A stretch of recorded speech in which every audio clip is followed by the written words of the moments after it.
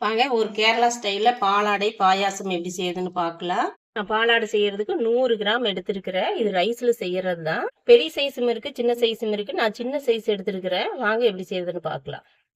ஒரு பாத்திரத்துல 1 லிட்டர் தண்ணிக்கு சேர்த்துக்கலாம். அது நல்லா கொதி வரட்டு. கொதி வந்த பிற்பாடு இந்த சீட் அதோட சேர்த்துக்கலாம். தண்ணி நல்லா கொதி வந்துருச்சு. கொதி வந்ததையும் சேர்த்துக்கலாம். அதோட சேர்த்துட்டு நல்லா ஒரு கலக்கிட்டு மூடி வச்சிடலாம். நம்ம பெரிய சீட்டா இருந்தா நல்லா வேக விடணும். நம்ம சின்ன சீட்டா சேர்த்ததுனால கொதி வந்ததையும் உள்ள போட்டதையும் ஆஃப் பண்ணிடலாம். ஒரு 1/4 மணி நேரம் இதுல இருக்கட்டும். ஏன்னா கேரளா ஸ்டைல்ல பண்ணணும்னா அடிக்கணமான ஒரு உருளி வச்சிருப்பாங்க, அதுல செய்வாங்க. நம்மகிட்ட உருளி இல்லை, அதனால குக்கர்ல செஞ்சுக்கலாம். நான் 1 லிட்டர் பால் எடுத்திருக்கிறேன். எல்லாம் பொங்கி வரட்டு. பொங்கி வர்ற ஓரத்துக்கு ஸ்லிம்ல வச்சிடலாம். ஒரு 1/2 மணி நேரம் அப்படியே சுண்டி வரட்டும். பால் பொங்கி வந்துருச்சு. மூடி போட்டு மூடியாச்சு. நீ ஸ்லிம்ல வச்சிடலாம். ஒரு 1/2 மணி நேரம் அப்படியே இருக்கட்டும். போட வேண்டாம், அப்படியே ஒரு 1/2 மணி நேரம் இருக்கட்டும். 1/4 மணி நேரம் ஆயிருச்சு. நல்லா ஊறிடுச்சு. இந்த அளவுக்கு நல்லா மசியுது பாருங்க. இந்த அளவுக்கு ஊறிடுச்சு. நம்ம சின்னதா எடுக்கங்காட்டி நல்லா சுடுதண்ணியில் போட்டாலே போதும். பெரிய சீட்டா இருந்தா வேக விட வேணும். நம்ம தண்ணி வடிச்சிட்டு குளிர்தண்ணியில் கழுவி எடுத்துக்கலாம். ஏன்னா அப்பதான் ஒன்னோட ஒண்ணு ஒட்டாம இருக்கு.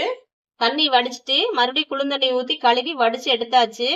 1/2 மணி நேரம் ஆயிருச்சு. நம்ம திறந்து பார்க்கலாம். பாதி சுண்டி வந்துருச்சு. அடுத்தது அதோட சர்க்கரை சேர்த்துக்கலாம். இது இப்படியே இருக்கட்டும். திராட்சை முந்திரி வறுத்துட்டு சர்க்கரை போட்டு பாகு காய்ச்சி அதோட சேர்த்துக்கலாம். இதுக்கு நெய் அதிகமா தேவைப்படாது. திராட்சை முந்திரி வறுக்கிற அளவுக்கு இருந்தா போது. ஃபர்ஸ்ட் முந்திரி சேர்த்துக்கலாம். அடுத்தது திராட்சை சேர்த்து உப்பி வந்ததை எடுத்துடலாம். பாலாடை 100 கிராம் எடுத்தோம். சர்க்கரை 200 கிராம் எடுத்திருக்கிறேன். சர்க்கரையா இருந்தாலும் சரி, வெள்ளமா இருந்தாலும் சரி, அசுக்காவோ உங்களுக்கு எது விருப்பமோ அதை சேர்த்துக்குங்க. இதுக்கு ஒரு 1/4 டம்ளர் தண்ணி சேர்த்துக்கலாம். 1/4 டம்ளர் தண்ணி சேர்த்து பச்சை வாசம் அடங்க வரைக்கும் இருக்கட்டும்.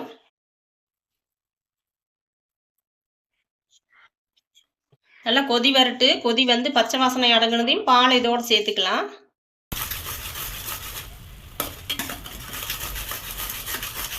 நல்லா கொதி வந்துருச்சு. சர்க்கரையெல்லாம் நல்லா கரைஞ்சிருச்சு. நீ பால் இதோட சேர்த்துக்கலாம்.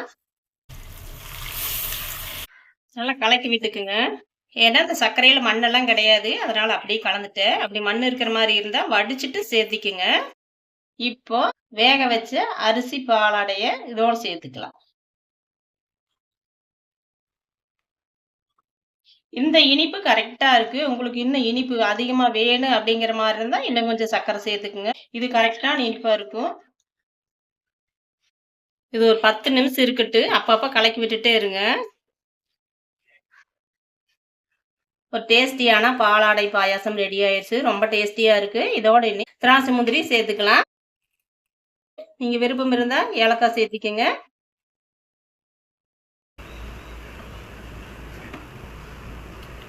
கேரளா ஸ்டைல் பாலாடை பாயாசம் ரெடி.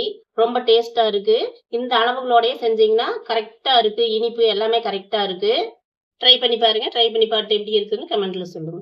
இந்த பாயாசம் சூடா சாப்பிட்றப்ப ரொம்ப டேஸ்டா இருக்கு. இதுல விட பிரிட்ஜில் வச்சு சாப்பிட்றப்போ ஒரு ஜிகிர்தண்டா டேஸ்ட்ல ரொம்ப டேஸ்டா இருக்கு. ஜில்லுன்னு சாப்பிட்டு பாருங்க, அது வேற லெவல் டேஸ்ட். ட்ரை பண்ணி பாருங்க.